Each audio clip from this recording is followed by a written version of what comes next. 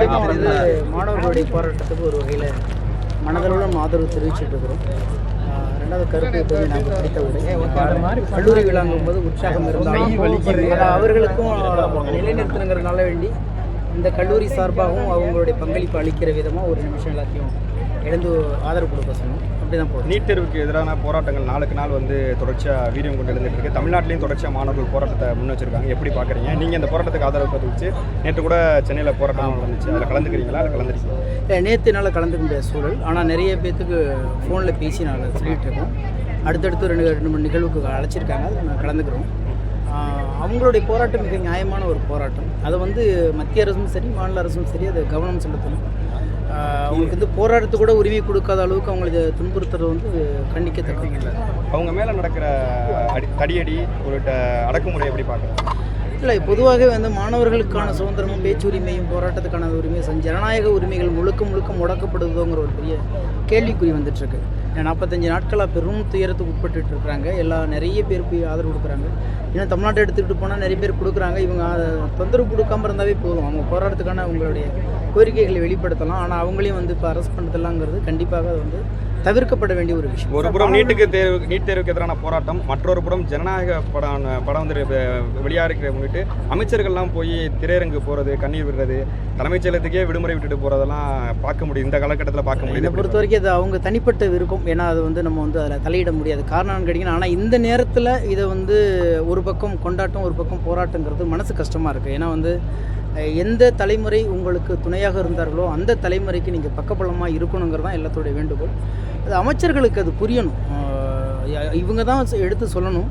ஆனால் இவங்க போயிட்டு இந்த படம் ரிலீஸ் ஆனதுக்கு அவங்க பெரும் போராட்டத்துக்கு பெரும் படம் கொண்டாந்துருக்காங்க. அதில் வந்து நம்ம வந்து அவங்க கொண்டாட்டத்தை நம்ம வந்து எப்பயுமே நம்ம இதாக இருக்கட்டும். ஆனால் அதை வந்து இந்த போராட்டத்தை மழுங்கடிக்கிற அளவுக்கு நீங்கள் அதை வெளியில் கொண்டு வரதுங்கிறது தேவையில்லாத விஷயம்னு தோணும். இப்போ ஏற்கனவே இருந்த அரசும் சரி, அதுக்கு முந்தைய அரசும் சரி நீட் தேர்வுக்கு எதிரான குரல் கொடுத்தாங்க. ஆனால் இப்போதைய தமிழ்நாடு முதலமைச்சர் நீட்டுக்கு எதிரான போராடக்கூடிய மாணவர்களுக்கு எந்த ஆதரவும் தெரிவிக்கலங்கிற ஒரு குற்றச்சாட்டு போராட்டத்தில் ஈடுபடுறவங்க தெரிவிக்கிறாங்க. இல்லை, பொதுவாக போராட்டத்தில் மட்டுமே இல்லை, நடுநிலைமையாளர்கள் எல்லாருமே இதுக்கு முன்னாடி அவர் ஆட்சிக்கு வரதுக்கு முன்னாடி அல்லது கட்சி ஆரம்பிக்கிறதுக்கு முன்னாடி கூட இதுக்கெல்லாம் மாணவர்கள் நிறைய போராட்டங்களுக்கு அவர் ஆதரவு தெரிவிச்சிருக்காரு இன்றைய சிஎம்.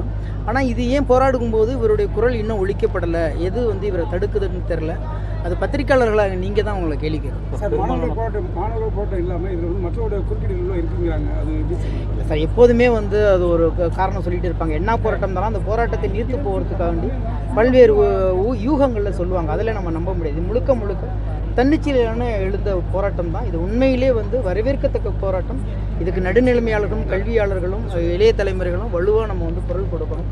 அவங்களோட கோரிக்கை என்னங்கிறத இரண்டு அரசாங்கமே நம்ம பதிவு பண்ணணும். எங்களுக்கு ஃபேர் நீட் தேவையில்லை. அரசியல் பயணிக்கிறீங்க. இப்போ தாவேக்கா 2 மாதம் ஆட்சி அதான் அவங்க 6 மாதம் கேட்டாங்கல்ல, நான் ஒரு 4 மாதம் கொடுத்து பிடிப்போம். ஃபேர் நீட்டு தேவையில்லை, பேன் நீட்டு தான் தமிழ்நாட்டை பொறுத்த வரைக்கும் தேவைன்னு சொல்கிறாங்க. அந்த பார்வை நீங்கள் எப்படி பார்க்குறீங்க?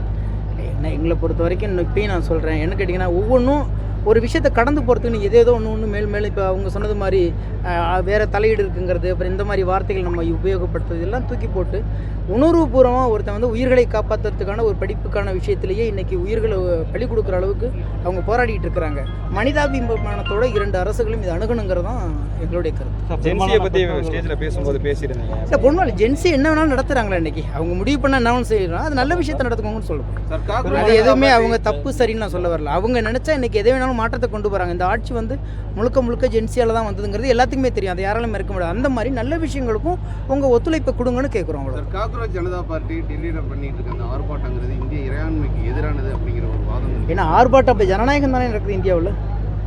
ஆர்ப்பாட்டமும் போராட்டங்களும் ஜனநாயகத்துக்கு எதிராக தான் அப்படின்னா அது எனக்கு ஒன்றுமே புரியல. ஜனநாயக நாட்டில் ஜனநாயக முறைப்படி அவங்க கேட்குறாங்க.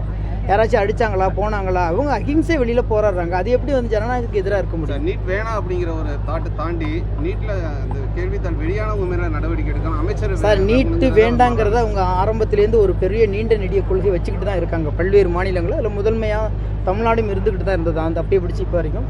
ஆனால் அதை மீறி இன்றைக்கி அதுக்குள்ளேயே வந்து ஊழல் நடக்குது, அதுக்குள்ளேயே இவ்வளோ பெரிய கரப்ஷன் நடக்குதுங்கும்போது இது அதை விட பேராபத்தாக இருக்குது. நீட்டு கொண்டு வந்தது தப்பு, அதில் வந்து இந்த மாதிரி கசிவுகளை ஏற்படுத்துறது இன்னும் தவறாக இருக்குது. அதுங்கிறத நம்ம வந்து வேறு ஒரு வழியில் அதை வெளிப்படுத்துகிறாங்க. நீட் தேர்வுங்கிறது சுப்ரீம் கோர்ட்டோட ஆர்டர் தானே சார்? அது எதுவாக இருந்தாலும் சார், இப்போ என்னன்னா எல்லாத்துக்கும் சமமான கல்வியை கொடுங்க, அதுக்கப்புறம் சமமான தேர்வு. இதுதான் எல்லாத்தோடைய குரல் வந்து வரவேற்கிறாங்க சார்.